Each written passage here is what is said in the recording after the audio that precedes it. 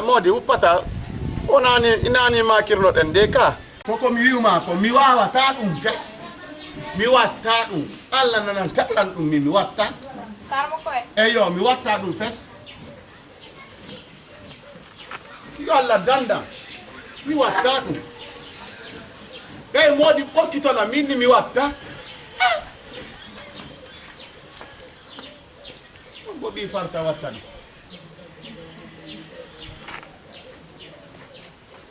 okay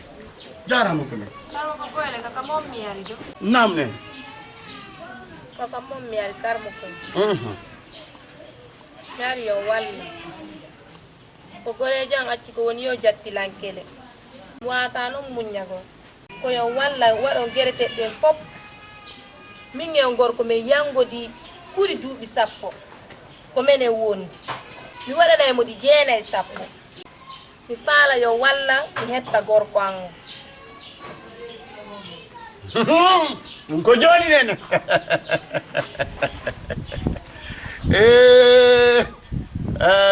eyo komo yiduda himo yiduma moy ma wadande di sappo e jeenay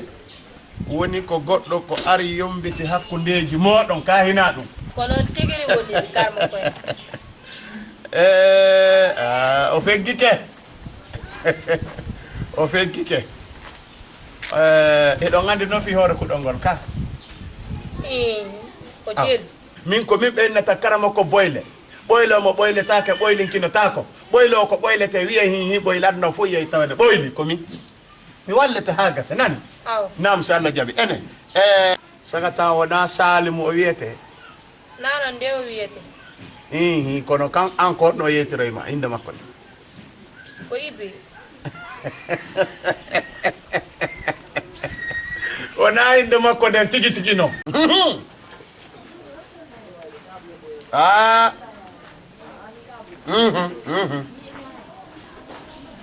do sadaka goto ne yalti mo hanuda wadde dum non ko kisan wona yo boyde sakko wiya wala sadaka on ko bobe hawji ko bawdi hikkorta nam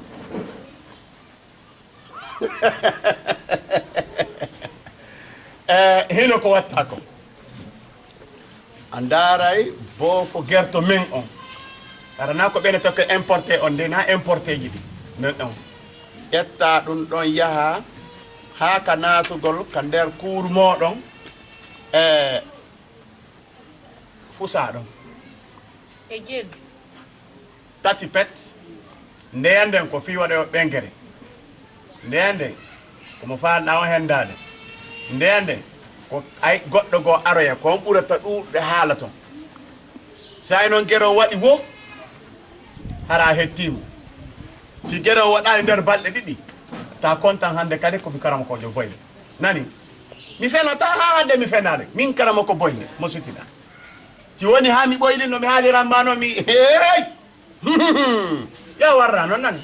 ara hettimo fes e kadi non